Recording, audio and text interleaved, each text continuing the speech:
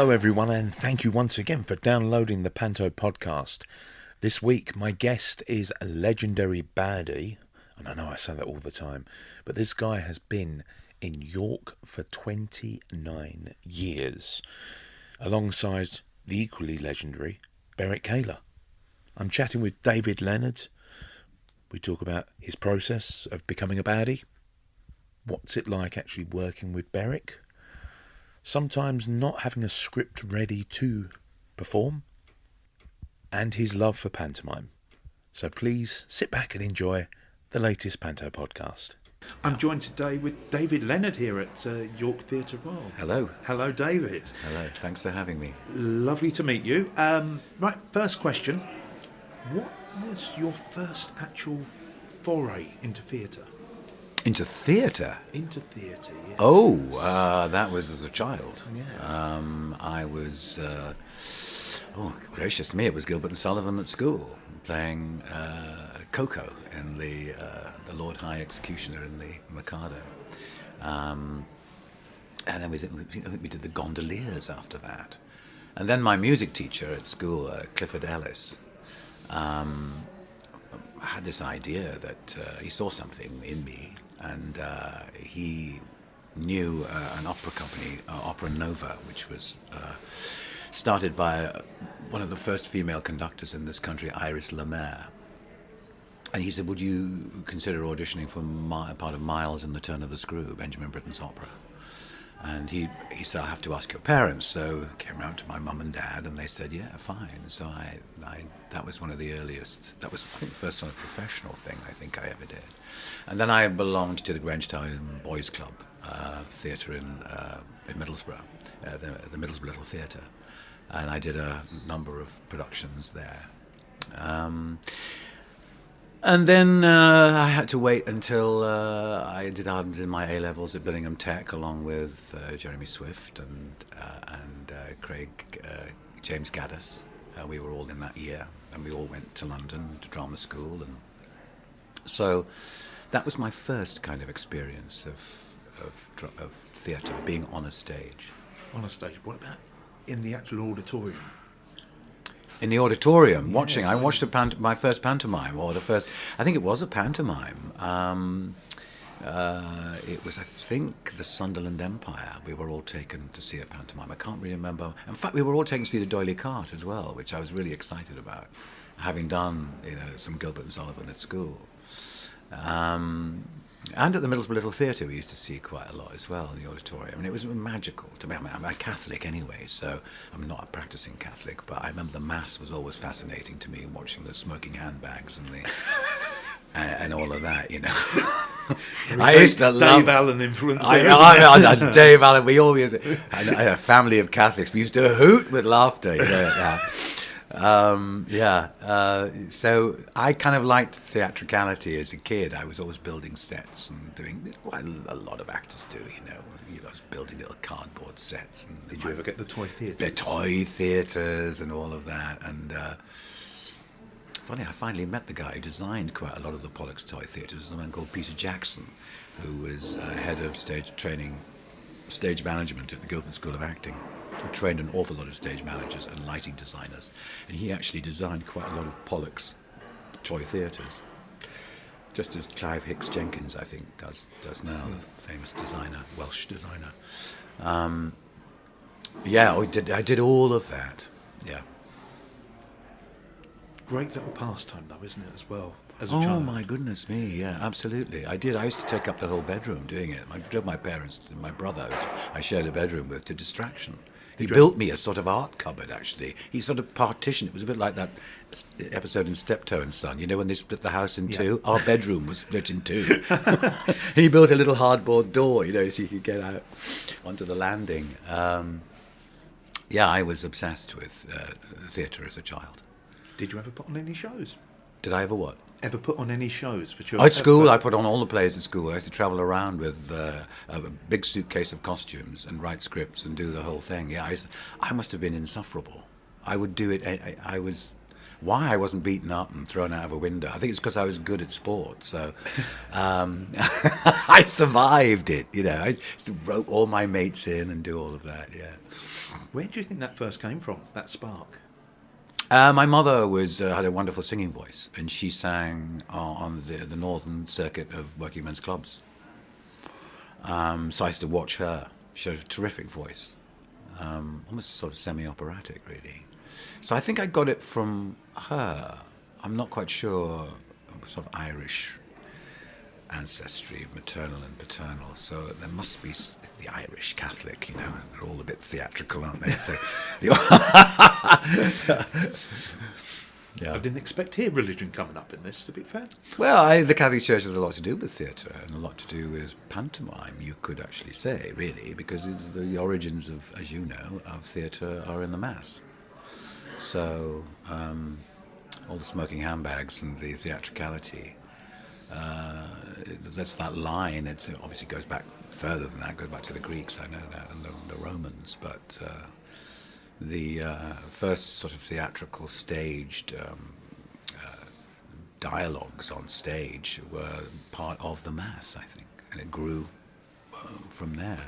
I'm going back to my history of theatre now, which I learned at drama school. So I think, it does have some thing to do with it, I think, yeah. Your first, then, proper panto experience, was that here in York? No. My first, when I left drama school, I was one of those lucky people that got an equity card, but you had to have an equity card in those days. For all you younger actors out there who can just walk into the profession now, you had to have an equity card, and I think each theatre was allocated 2 or 3 equity cards. So all those hundreds of people leaving all those drama schools, there were only 3 or 4 up for grabs. I think including DSMs or ASMs or whatever. And I was lucky to get mine at the Coventry in Belgrade. And I went there and I did a season. And part of that season was a musical, a pantomime and a play. And the pantomime was Jack and the Beanstalk. And I did everything. Back End of the Cow, The Ghost. It was with Reg Dixon. And Judy Kahn of Rowan and Martin's Laugh-In fame. Sock it to me, I think was her catchphrase. And I played part of the two-headed giant on stilts with Ian Lachlan, who went on to create the Tweenies and Finger Mouse and all of those things. So we were the ton of newbies. Richard Caudry was in it, Richard Piper, and we all stayed in those flats, purpose-built flats at the back of the Belgrade, where 3 floors of flats, 1-bedroom flats with a little tiny ensuite bathroom and a little kitchen with a baby belling in it. Ruined many marriages, those flats, I can tell you. Lots of running up and down the stairwells in the middle of the night. So, yeah, that was my first pantomime, really. And I did everything in that pantomime. I was danced in the chorus, we tap danced. I was so busy, I was exhausted by the end of the run. So that was my first taste of professional pantomime. Was it fun? It was great fun looking back on it, yeah, absolutely. I remember Reg Dixon sort of teaching us about the timings of the ghost scene where he sits on the bench and all of that sort of thing. And he'd say, no, your head must turn very slowly towards me and then back, and then you run off. And he was very exacting about it, just like Berwick is, actually. Because he's seen so many pantomime. Before he came here, he was on the circuit playing villain in pantomime. So he knows all he learned his trade with paying feed to lots of famous comedians of the time, the day. And then he came here and deconstructed this whole nonsense that he found himself in of rhyming couplets, and I think he must have told you about that in the podcast, I think. Yeah, so that was my first pantomime, and after that, the next pantomime was at the Theatre Royal York about 3 or 4 years later. How did that come about then? How did that come about? I was in a season at Nottingham Playhouse, quite a long season. Started with Dr. Faustus. I was in that, and it was a season gosh, what a season that was. Like Greg Doran was in that season. It was Hugh Grant's first job. Janet McTeer. And I was also in West Side Story. I played Bernardo in that. And the director, Andrew McKinnon, who directed that particular musical, Richard Digby Day, I think, was the artistic director at that time. At the end of the run, said, I'm about to be made artistic director of the Theatre Royal York. Would you like to come with me? And would you like to play the villain in the pantomime? And I thought, oh, okay. All right, yeah, of course I will, you know. And that's how I found myself up here in York all those years ago. What was it like that very first time working with Berwick? Well, I'd heard about him. He'd had a bit of a. I was at Theatre Clwyd, doing another season at Theatre Clwyd, and an actor who knew him very, very well said he could be difficult, and but he's brilliant. But he could be difficult, and I thought, oh dear Lord, what have I got myself into here? And when we got here, Martin had also his first pantomime. I think. His very first pantomime, I think, and we had both been cast in Sinbad the Sailor. Andrew McKinnon, I think, had seen Martin in Cider with Rosie, I think, here, or Kes, and thought he would be a great, sidekick for Berwick. And I think Martin had a meeting with him in the park in London. I think Berwick was playing Bottom every year in the park. And so he'd met Berwick face to face and had a drink with him, and said he was quite a character, quite a big personality, and I thought, oh dear. So we were both quivering by the Tiern, down at Lendl here, these sort of medieval buildings, and those are the days when you had your rehearsal rooms were damp and village hall kind of rehearsal, which I still love actually. I don't like rehearsal rooms that are clean and purpose built for actors. I kind of like get down and dirty in an old rehearsal room. I love it. My creative juices get flowing, even though you're freezing to death. And we were both worried, and then he strode with his white cap on and his dogs, and we were both worried about what we both read the script, and Martin said, should I do it in a Yorkshire accent? What should I do? Or Martin's from Hull, He said, maybe I should do it in Yorkshire because it's in York. And I thought, what am I going to do? I thought the only thing I could think of was there was a series on the TV of Donald Sinden in English churches, English churches and all of that sort of thing, talking like this. And I thought, well, maybe I could play it like that, and then put a bit of sort of Kenneth Williams in it there, and maybe combine the two. And I thought, that's Martin. Martin went, that's great. We're in the kitchen in these terrible digs on Markham Crescent, £17 a week. We both got hammered, the night before the read-through. We were in the pub all night. Martin was making me laugh, and I was making him laugh. We were doing lots of stories and stuff. How are we?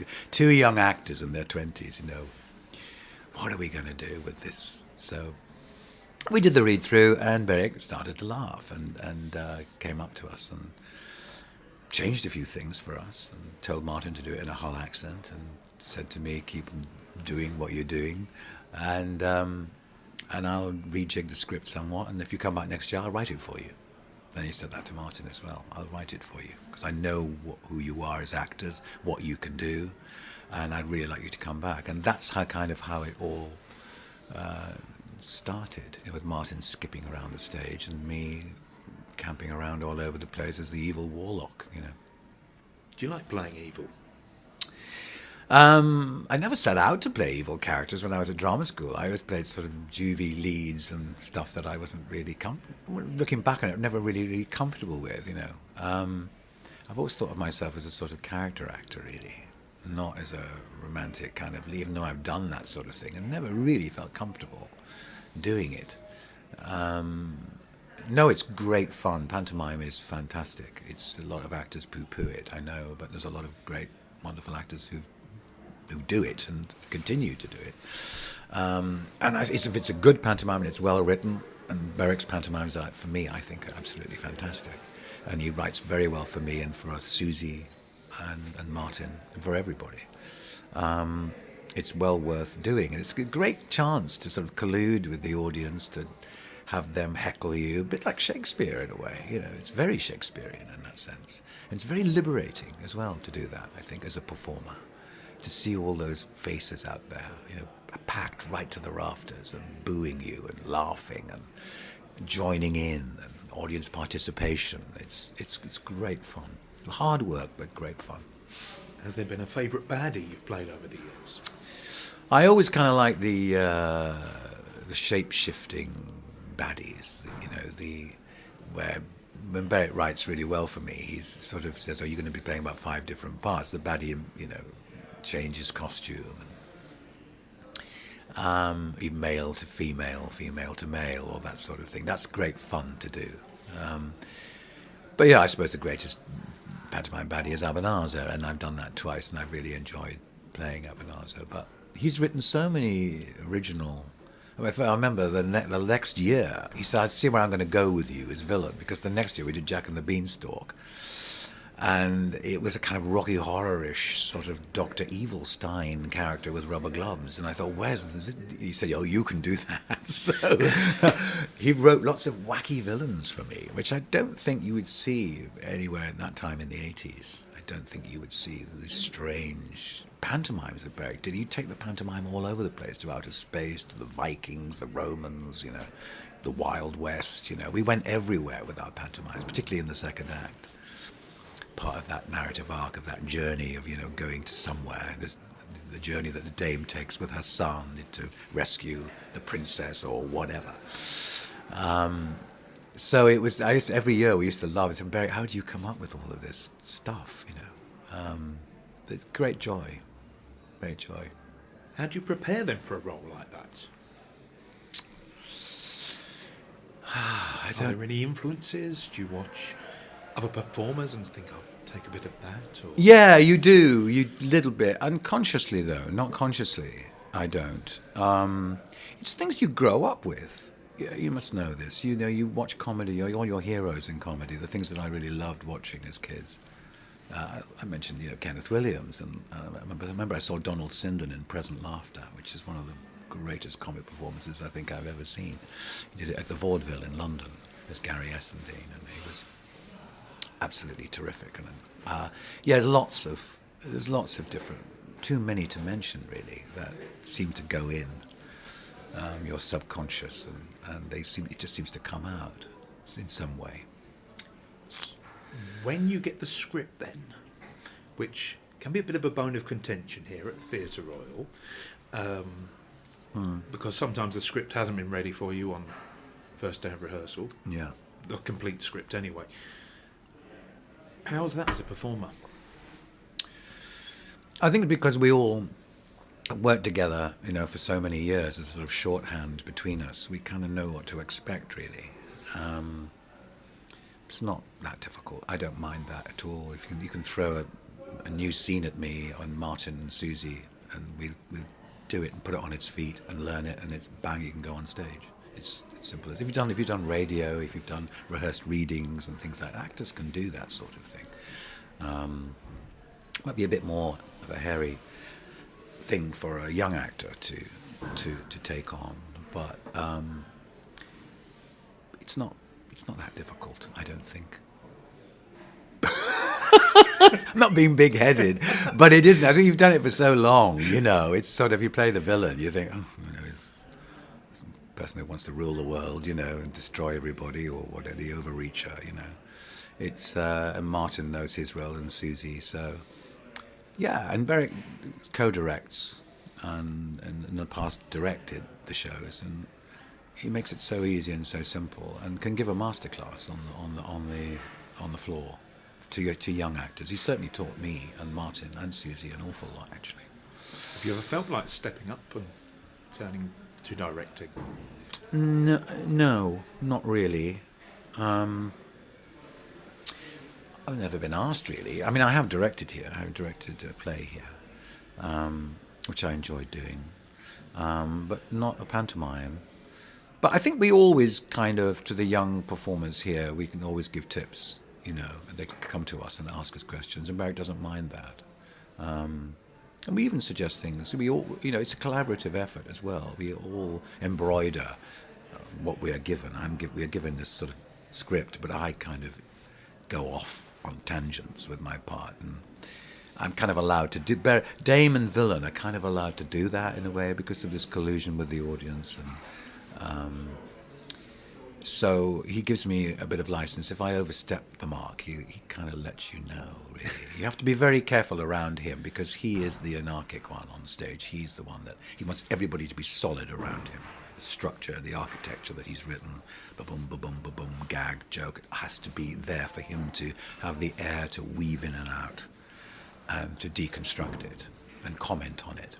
But everyone else has to be very, very solid. So when you're with him, it has to be solid.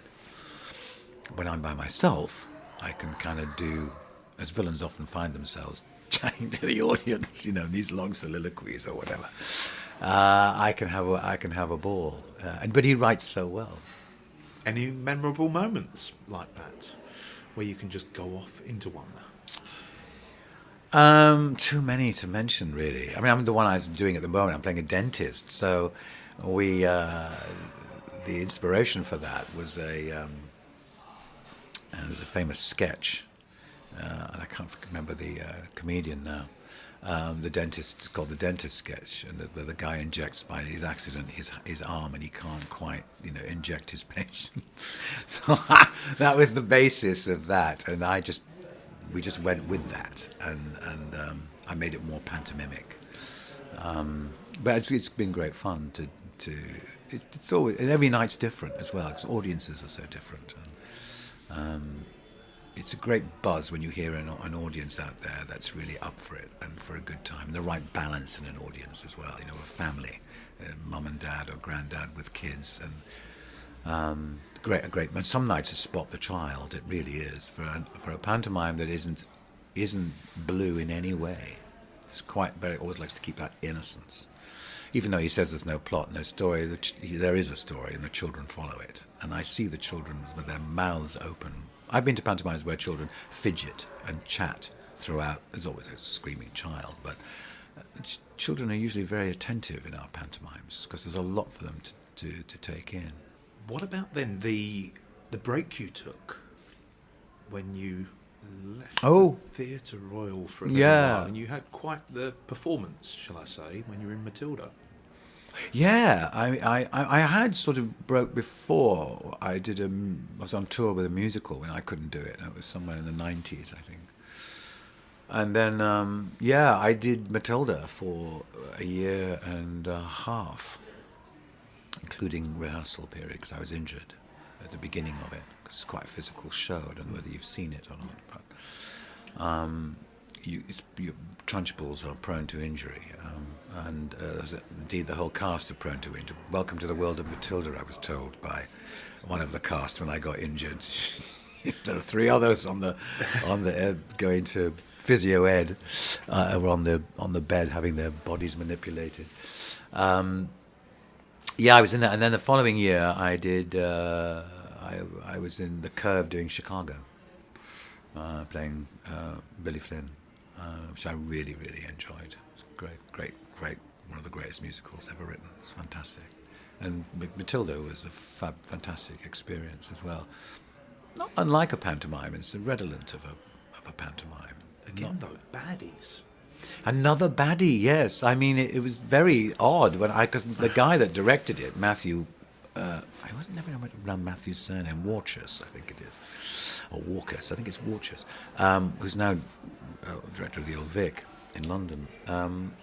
He worked here as a stagehand before he went off to university to study drama or literature or whatever. And he did a couple of... I got to know him when he was about 17 or 18, I think, at the time. And then he'd always been... his father was a vicar, and he used to come to pantomime every year. And then he was thrilled to be on stage, actually working on stage, even though backstage. And he went off to train as a director. And there was a number of... He didn't know, I think, I was auditioning for it. And when I rocked up at the first round of auditions, a big smile came on his face. And he said, Dave, and we sort of hugged each other and everything. And 6 auditions later, I got the part. So 6 rounds, yeah, about 6 rounds, yeah. 5 or 6, I think it was. They're very rigorous in their testing of whether you're up for the job or not, you know, because physically as well, you have to learn how to do acrobatics and swing people around and your singing voice and all of that sort of thing, because it was such a big, because I took over from Bertie Carvel. I was the second Trunchbull. And I was very surprised when I got the part. I couldn't believe it. I was gobsmacked that I got it. So but I enjoyed it. It was very stressful, very demanding, with all those children, lots of rehearsals, lots of teams of children.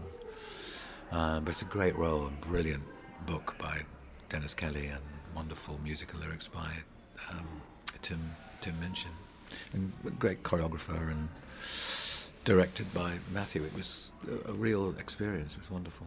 Had you seen it previously then, to when you were in it?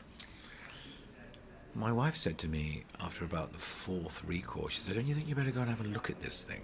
And I said, "I don't think I've got it." She said, "Well, I've called you back 4 times. Don't you think you've got to have a look?" I said, "I don't want to look. Maybe I'm influenced by the brilliant Bertie Carvel, you know." I saw Bertie, it was just fabulous. And I thought, well, I could do that. I thought, I could do that. Maybe there's a chance for me to do that, you know, do it differently, because you don't want to be impersonating Bertie. But, yeah, I saw it, yeah, and really enjoyed it, and thought, wow, what a fantastic show. Brilliant show. Maybe because the grounding here, with the costumes as well, because that was quite the costume you had to wear for the Possibly, film. it was lots of padding, very, very hot, particularly in the summer. Yeah, even though it's not like pantomime, there's no audience, there's only one moment, I think, that the Trunch speaks to the audience, and it's a line in a song, and Matthew said to me, that's it, there's no more than that. You were very tempted as Trunchbull, given my pantomime background, because the audience kind of want it in a way, you know. But no, you don't do it. But it was. I never ever was tempted to do it, but I could see there were moments that it could lapse into. Not only the Trunchbull, there's another character in it, Mr. Wormwood, who he does a kind of stand-up routine at the beginning of the second act. So there is that character as well, but all the characters could, in a way, because it is slightly sort of pantomimic, really. Costumes then. What is the process for you? Do you get much of a say in what you get? Yeah, I mean, I think as time went on, Berwick said to me, because I used to say, I'd like this and that when I have a fitting, I always kind of look at it and say, can you change that? Can you add this or do that? We've been very fortunate with our brilliant designers here. From, you know, I can't remember the first designers that we had, but we had Nigel Hook, who was a great designer, and then I think his protege is designing now, Mark Walters, who trained, I think, under Nigel. And we've had some very, very good designers, and they've always delivered great sets and great costumes. And Berwick gives the designer an idea of what he wants in a costume, and usually I have it sent to me through the post or emailed now, and I have a look at it and go, yeah, that's great. Yeah, I trust the designers. They're always a bit weird and strange, but and hellish to wear sometimes, and very hot. And everything gets snagged on everything, because you've got to think of, is that too wide when I come up the trap? I've been caught on it. You know, my costume has been caught as the trap comes up. You know, I've tripped over the darn thing so many times, or the wig's fallen off, or whatever. But all of that is to negotiate when you're doing pantomime, and that's true, I think, of any character in the show as well, because you're all wearing these wacky, crazy, wonderfully coloured, zany outfits. Any favourites over the years? I can't really think of one. I really can't. I Habernaza's costume I always quite liked wearing, because I had a sort of beard in that, and very different to the other villains that I play, you know, with the turban and the big gowns and the cloaks. And so I've had a cloak for quite a while, actually. When I first started playing villains, it was always like they always gave me a cloak, and I used to really make hay with that cloak. I mean, it was like what do they call it, the paso doble or something, or whatever. I was like whisking it around all over, rippling it all over the place, you know. But I haven't had a cloak for a very long time. Actually, I haven't even thought about it, but I've not had a cloak for years and years and years and years. You think of villains with cloaks, don't you, coming on? So, No, I can't really think of any particular one, but they've all been wonderful. They've all been great. The hats for me. Hats. When you were wearing the one at the Railway Museum. Oh, right. And Of course. The wobbly hats. You seem to take a lot of pleasure in. Oh, yeah, well, it did. It kind of jiggled slightly. And I think that was the first time I'd ever heard of steampunk. I'd never heard about it. Mark said, it's all steampunk. And I thought, what's steampunk? A little, it was a great, great outfit, that. It was a wonderful outfit. And that was one of probably the most enjoyable pantomimes I think I've ever done at the Railway Museum, because it was so different and so right for pantomime, because you were so close to the audience. They were on the platform. It was originally built for the railway children. And you had banks of audience at either side, so you could step onto a truck and, nip over the other side. And you could actually do lots of interplay with the audience physically. You could actually get amongst them and pinch their sweets and tap bald heads and things and do all kinds of naughty things that you can't do when you're on a stage, I thought, God, I said to Damien, the director, I said, he said, oh, great, so you're going to have a ball with this lot, because they're so close to you. Berwick sitting on people's laps, and it was a wonderful, wonderful experience. Hellish backstage, because we were all in porter cabins, and it was cold and it was wet, and we had to go from the porter cabins over a covered tunnel to get into this massive auditorium. But once you were on that stage, it was nothing quite like it. It was brilliant. We were all worried about it at the beginning, but as soon as we opened, I thought, this is made for pantomime. I'd love to do it again there, actually. But it's all been deconstructed and it's gone. You never know. They might bring Never know. It was just magical to be wheeled up and down on those railway lines. Elevated Yes. platform that you came out on. Platform, yes. It was with rats. It was just magical. It was absolutely fantastic. I loved it. I think it was a big surprise as well for the audience, wasn't it? Because They loved it too. we didn't know what we were going into. Yeah. And you just thought, Panto on a platform? What's that all about? What's that all about? Well, it worked. We were all so worried about it. But Damien, having brilliantly worked in that space with the railway children, knew all the possibilities. And Berwick had seen the railway children, so his imagination. So it was great. When I saw it, I got a bit frightened actually of it, and I thought, oh God, am I going to be able to do this? But then we all settled down quite well and saw the potential of it. And you know what actors are like. You sort of thought, wow, yeah, I can really, really go for this. Ad-libs galore, I bet, in that run. Yeah, absolutely. Yeah, it did create an awful lot of stuff which wasn't in the script that we found on the stage, actually, which could only happen with an audience. What kind of audience tell you what works and what doesn't work, or where you can go with a certain thing, whether it be a physical gag or a verbal gag or whatever. It was great. I really missed it. I'd have been quite happy to put up with the porter cabin and go back the next year. I really would. I thought it was great. How long then, when you're playing a character, how long does it take to actually bed in and go, yes, I've got this? For me, quite a while, actually. I'm still finding things now, actually. It depends on your audience. Things just happen, in the moment, without you really planning it sometimes. It can just happen within the moment.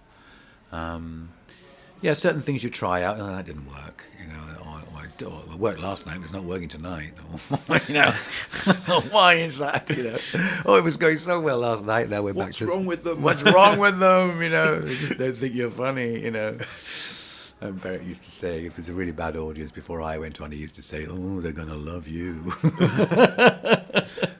Does that happen often, a bad audience? No, not really. We do have... Press nights are always, for some reason or other, I don't know, maybe to do with the nerves of the actors, I'm not sure.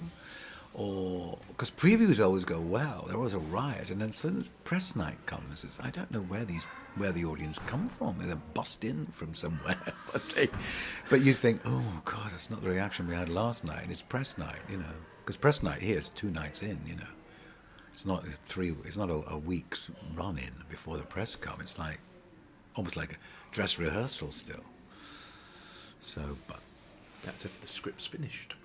that's if the script's finished. Yeah, absolutely. Yeah. But Berwick wrote, God, he wrote, 3 or 4 scenes, I think, in 2 days, I think. But they were already in his head, though. He already knew where he was going with it. He just had a bit of difficulty in writing it. But it's all there. He said, don't worry, it's all in here. He said, it's all in here. I said, yes, well, could we have it on the page, please? How about children for the matinee performances, the schools? Do you enjoy those? Those come, I think, towards... We'll be getting some of those now on the 4:30 shows, I think, probably. Great. Absolutely wonderful. Because you change slightly. You really tell the story more. You stick to the story. You really ping the story out more, I think, for them.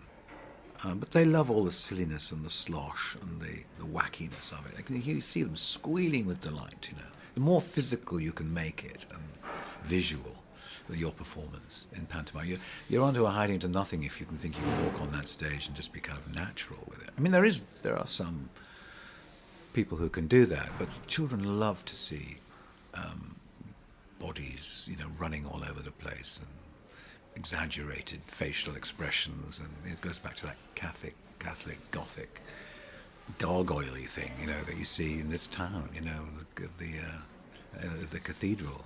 It's that. It's part of that. Is there still part of you as a little boy going, yes, I'm still doing this, yes, I'm still kind of getting that reaction from children? Yeah, it is. It's great. That's one of the greatest pleasures to have, is to see children enjoying it, and not just the adults.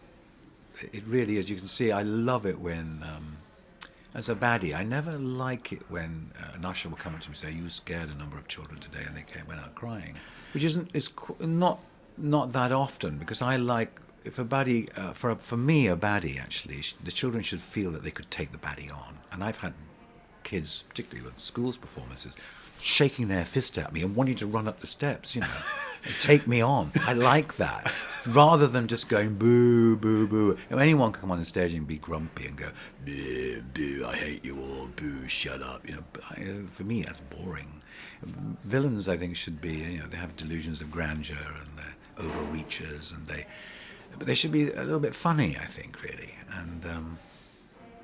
And that's what's great about Berwick's villains. That's how he played his villains, I think. Otherwise, I wouldn't find it that interesting. How do you find audiences down south compared to a York audience? Well, I've never done a pantomime down there, so I wouldn't know. I only know on tour that audiences are different wherever you go. I only know that a lot of people do come from the south of England to see this pantomime, as they come from Manchester as well. There's a family from Manchester the other day saying, "Oh, you're not going to leave us, are you? You are going to come back." And they're from Manchester, so you think Manchester, York, a different kind of sense of humour, maybe, I don't know. But there's a lot of people, friends of mine, who've come from the south. I think there are people who come from Holland to see it, and they love it. They said they don't get all the in-jokes, the Yorkshire jokes, but they just love the humour of it, and they love Berwick and the warmth in the auditorium, the family feel in the auditorium that we've created all these years of the same faces and some of them in the same seats.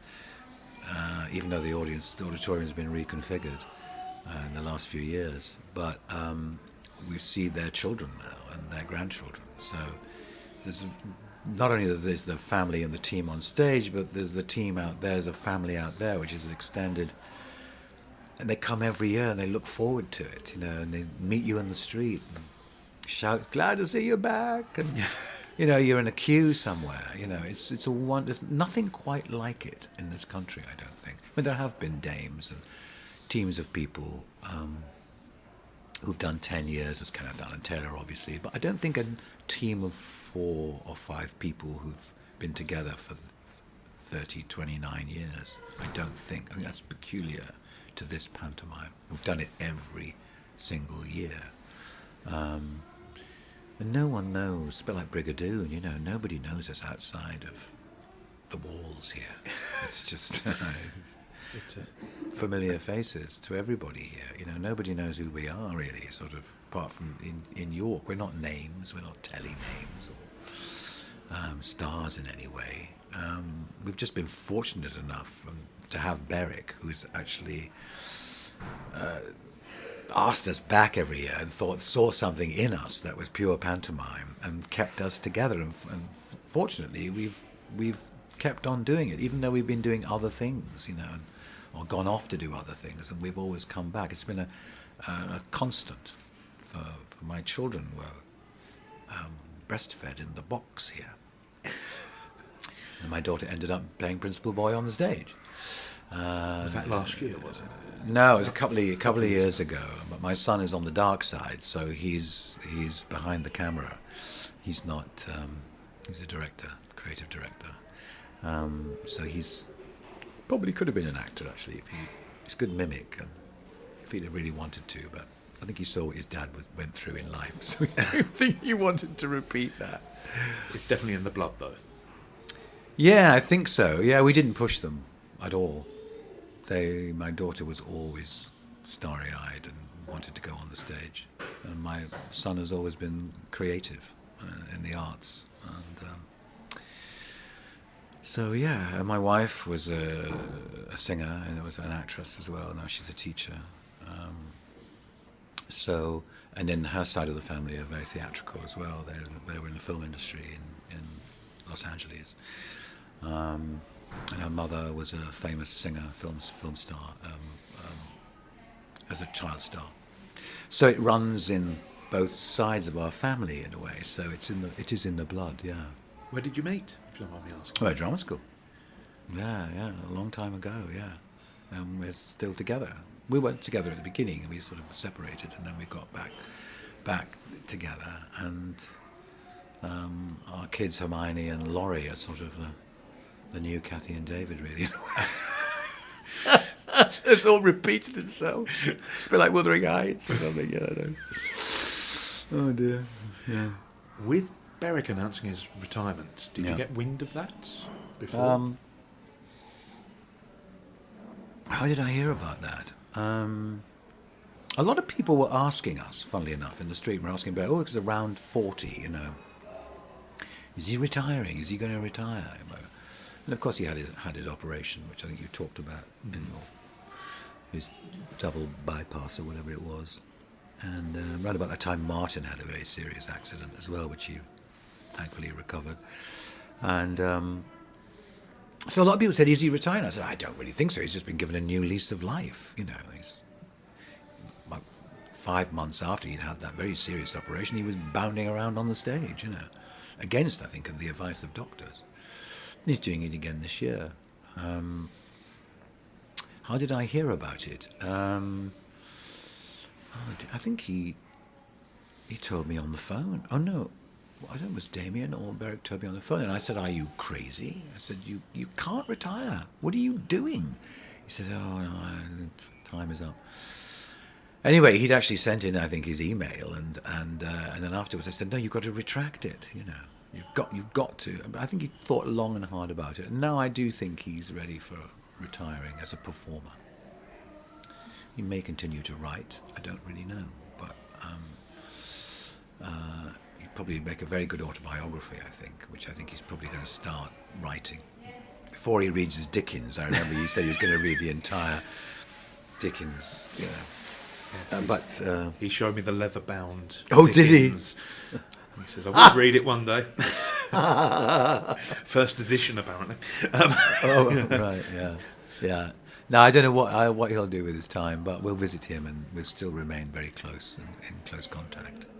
And Susie as well, you know, and we're very fortunate to have Susie with us when she arrived in 94 or 5, because we didn't have a girl as part of the team. We'd had principal boys, but not a comedienne of her quality. And we thought, my gosh, I hope she stays, because she's so brilliant. So unusual, sort of Goldie Horny sort of character. And Berwick started writing for her. I could see the potential in her, and we've been lucky enough to keep her, even though she's had a child And that was the one year that she didn't do it, when she had Louis. And we missed her, and the audience missed her. I think whenever one of us are not in it, the audience missed us, I think. Or told us that they missed us. Or the rest of the team felt it didn't feel complete. You know, there was something quite missing. Each and every one of us who've been in a pantomime where Susie hasn't been there, and where Martin wasn't there, we felt, it's not quite right, you know, somehow.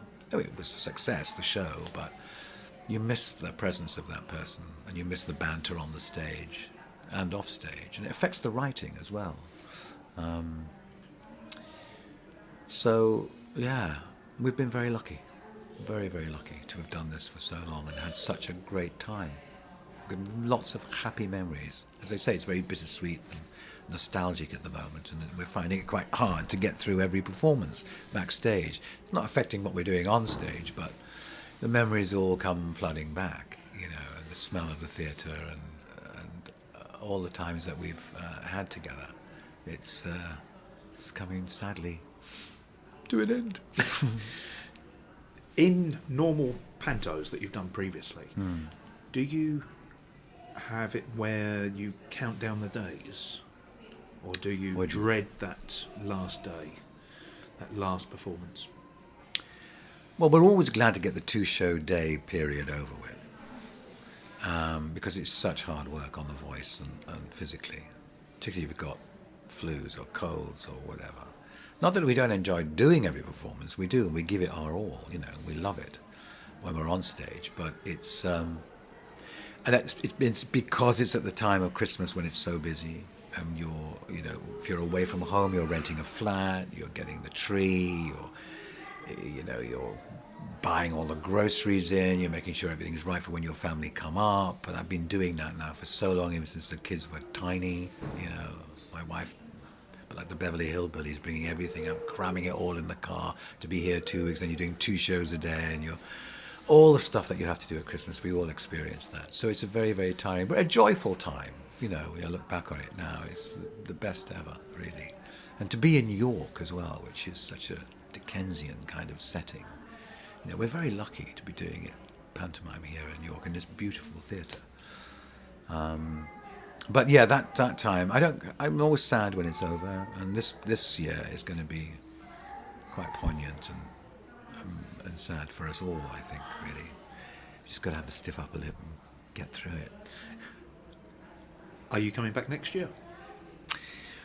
Well, we're sort of in discussions about things at the moment, and you know, we always say if there is another year, we never get sort of big-headed and to think that this is going to be a regular thing every year.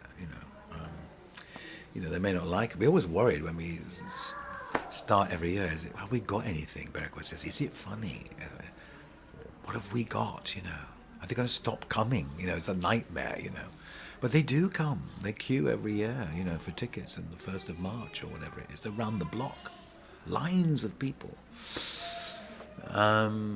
And so we have to wait and see. We don't really know what we've got yet. So it's kind of a watch this space sort of thing. Don't know. Would you like to return? Yes, of course. Yeah, of course I would, yeah. With the gang? With the gang, of course, yes. Oh, it has to be with the gang. Yeah. Has to be with the gang. I couldn't do I've been offered pantomimes elsewhere. Or people have made inquiries and things. But I would only do it here, because I'd feel strange doing it somewhere else, and because someone else would be writing it, and it wouldn't fit with me. Not that there are many great pantomimes out there, and great pantomime performers throughout the country. But I would find it difficult, I think. So it's always been, I've been lucky to do it here, and this is where I don't think I would do it anywhere else, really. Unless someone's listening out there and is willing to offer me an awful lot of money. I might think about it. I don't think that would. Know who's listening. I don't think that would happen. What about then in your downtime when you want to relax? What do you do during Panto? Yeah. I lie in bed trying to recover. Basically, I'm a very lazy person. Because it is physically so demanding, and you try and rest your voice through the day. And I read a lot. I go to Betty's, have my eggs and toast and stuff, tomatoes and sausage. Great place York to be. And I've got family up here, you see. I was born near Middlesbrough, so my brother's up here, my other brother's in Shropshire. But it all goes by in a flash. It goes by so quickly, the season. Even though we run, I think, longer than quite a lot of pantomime. I think we must be one of the longest running pantomimes in the country. We go right the way through to February the 2nd. Quite a lot of pantomimes finish, don't they, at the end of December, don't they? Yeah. So it is a long time, but I read a lot. I got the cinema. I go home at weekends if I can. And there's lots of people coming up, friends coming up, and so there you're with them through the day. I've had lots of an old drama school friend of mine who came from New York who I'd not seen since my drama school days, and he'd always wanted to see an English pantomime, because there's one in New York now which is doing really, really well. So he came over, so he spent a few days with us, and I'd not seen him. He still lives in New York. So, you spend a lot of time with... sometimes we have day trips out and things like that. We go to Leeds, or we go to Salts Mill, Hockney Gallery, or we go visit the Minster for the umpteenth time, or we go, there's lots to do in York, actually. There's lots to do. It's lovely walk around the walls. You can go into the Newcastle Museum. There's lots of things to do here. It's you're never bored, really. And I have great digs as well, so... Do you get nervous before performances? Yeah. Always. Always. And when does that disappear? As soon as I've uttered the first few words, I think.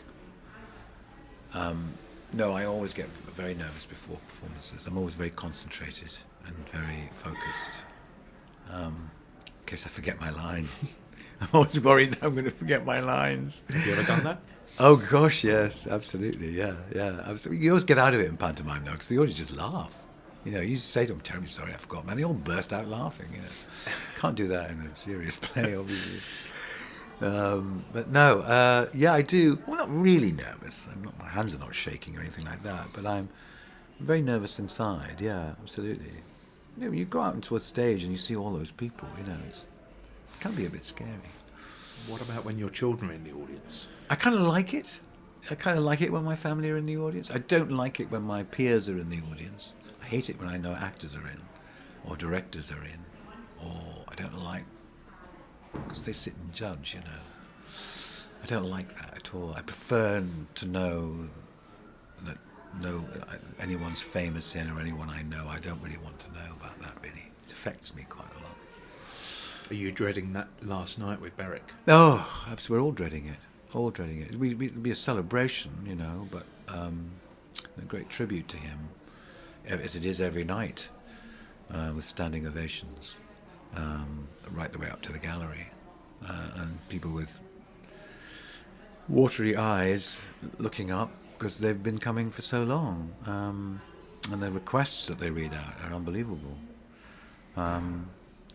So and Berwick gives that wonderful speech every night to the audience. It must be very hard for him to do that, but he does it with grace and feeling, and his genuineness, and his genuine love for that audience. Berwick is just himself on stage. It's Berwick Kaler in a frock. He is a character actor, but this is the one character he plays where it's just him, or maybe his alter ego. I don't know. But he's that's why his warmth and his personality comes through. He doesn't wear, as you know, he's probably the only Dame in the country that just wears a old Mother Riley wig and no makeup. He doesn't need makeup because he's got that face. He said, "I've got this face, David. I don't need to put anything on it." And it's true. That's not to say that, there are dames that make up and they're brilliant, and that's their dame.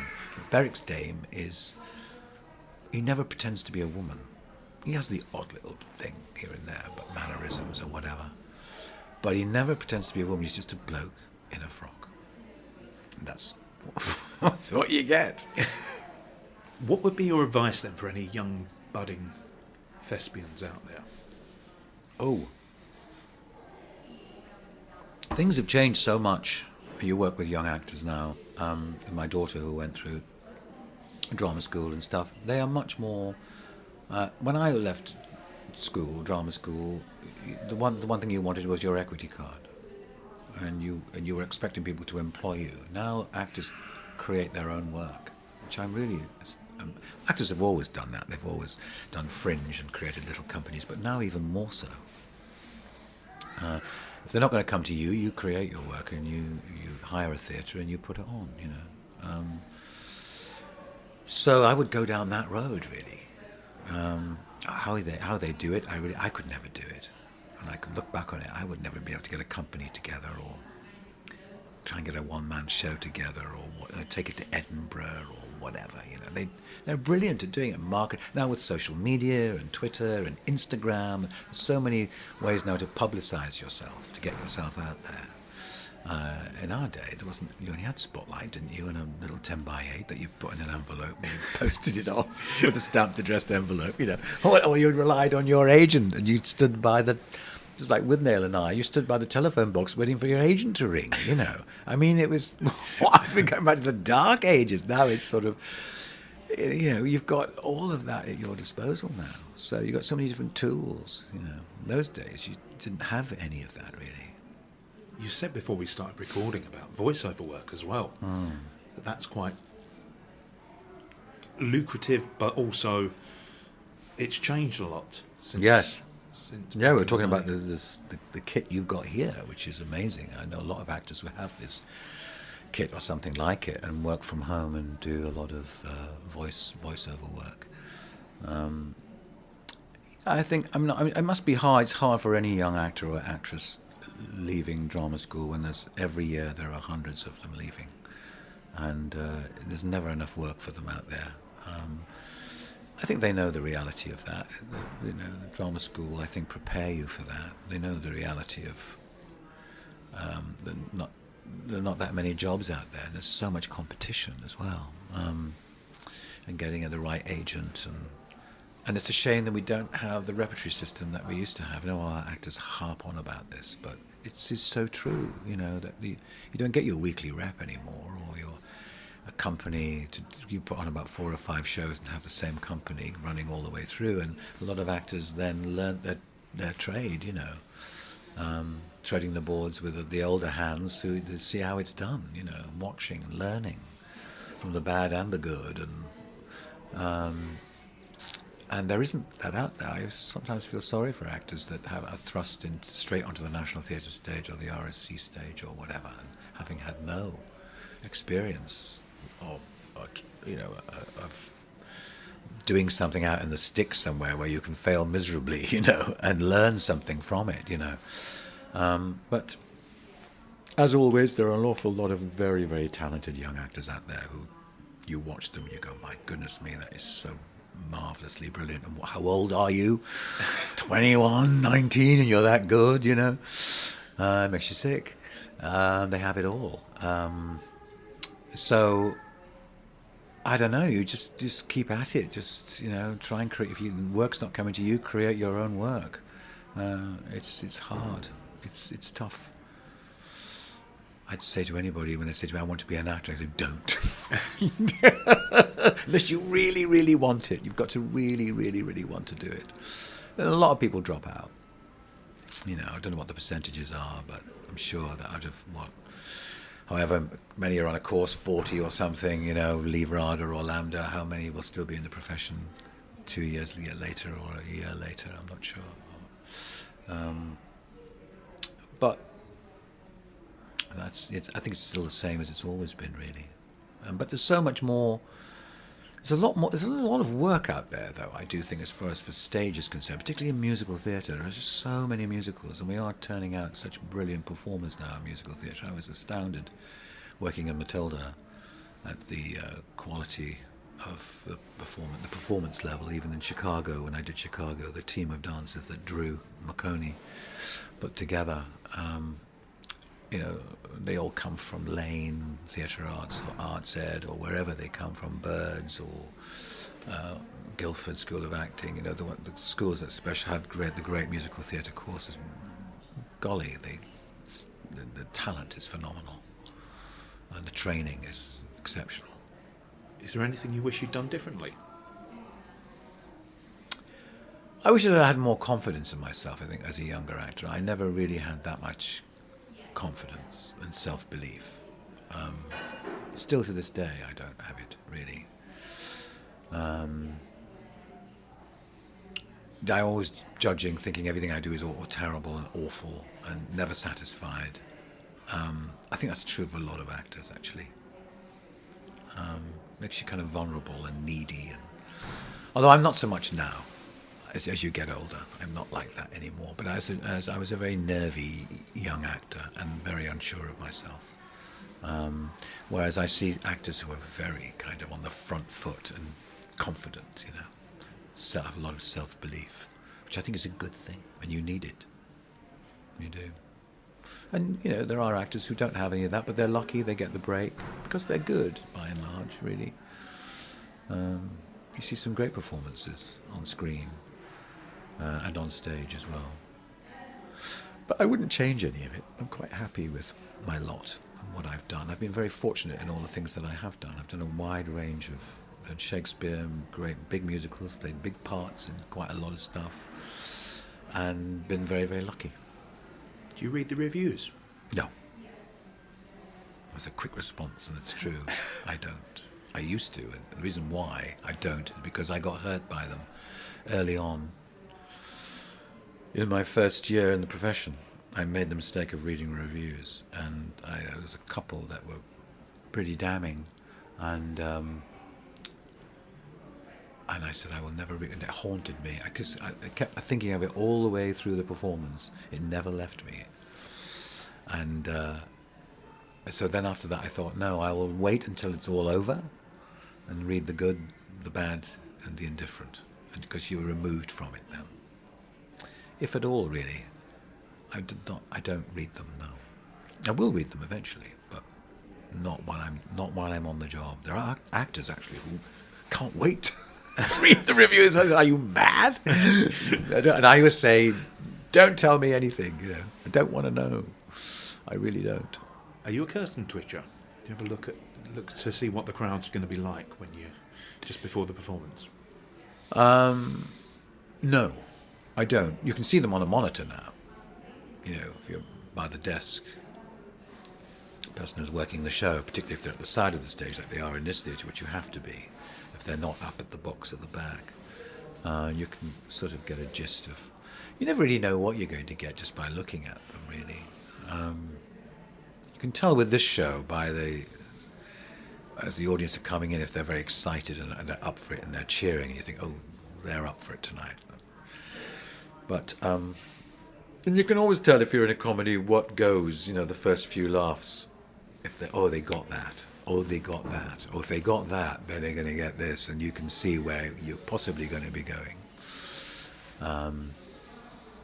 So you think, oh yeah, well, that's good. They're listening and they're up for it. They get it.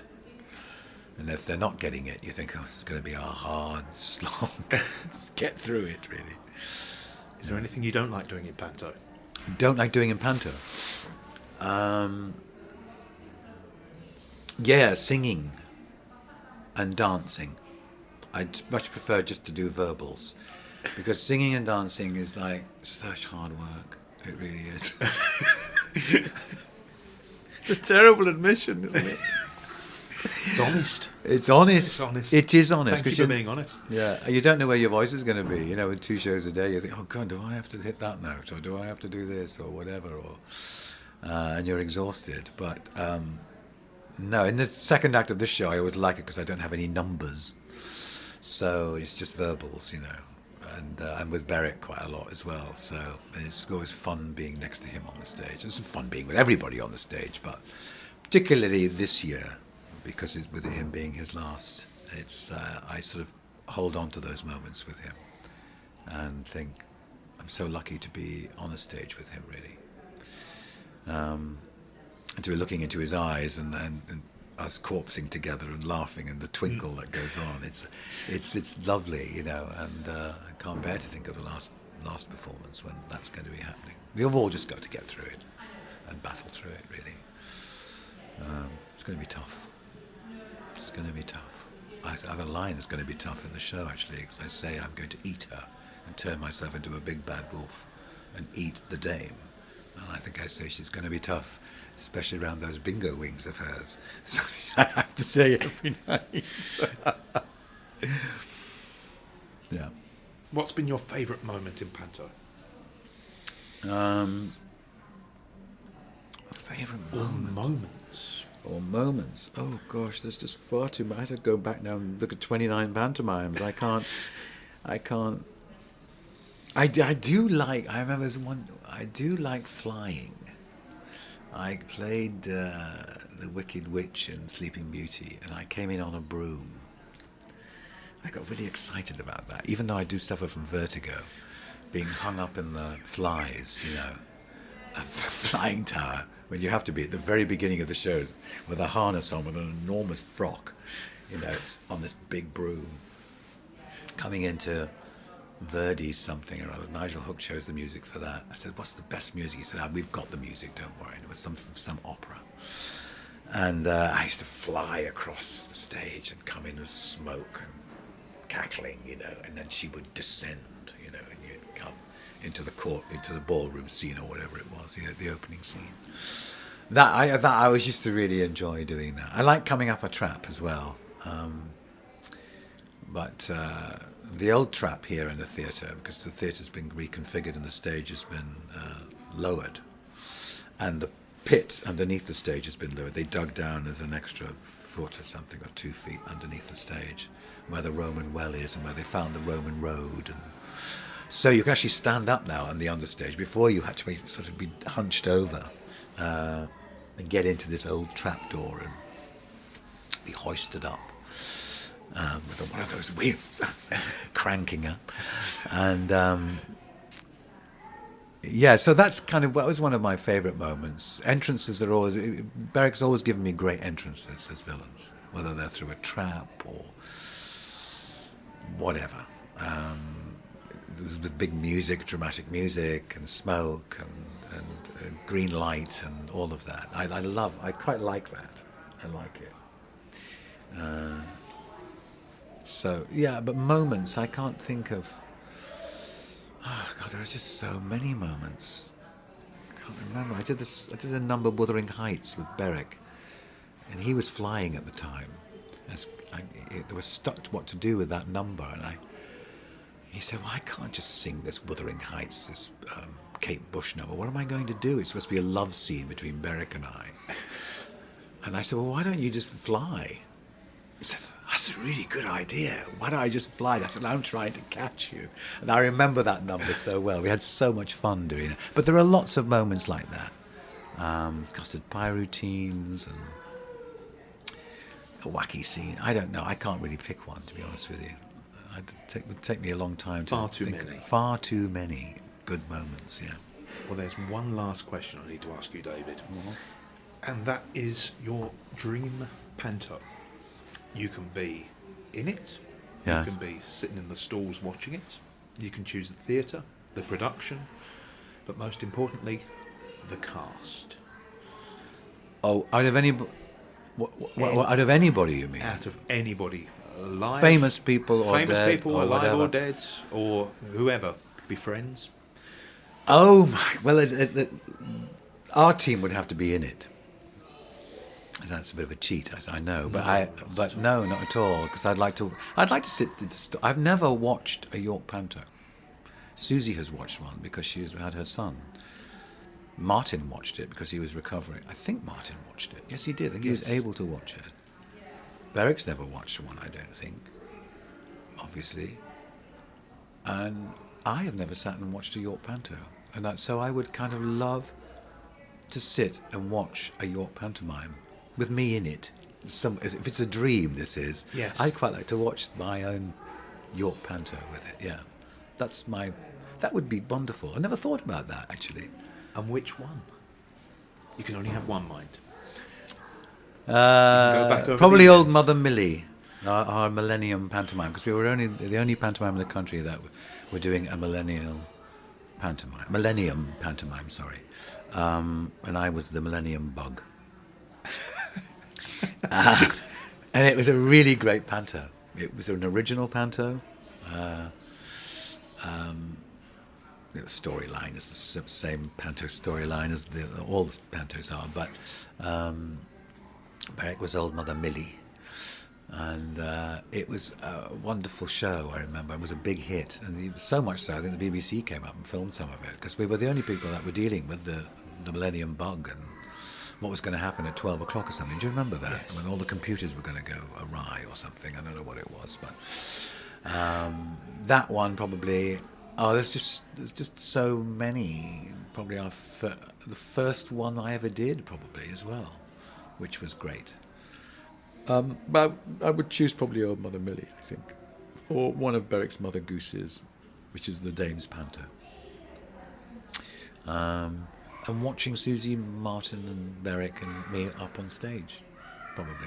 Having a blast, of course. Having a blast, yeah, and being amongst an audience who are of your family, because you feel you're sitting amongst your family. Whenever I walk through the audience in this show and grab people's sweets and stuff, I feel they look at me and it's as if I know you. You know, we're all friends. They're not strangers to me. They're like pals. They'd all invite you around for a cup of tea or something. You know, they're not.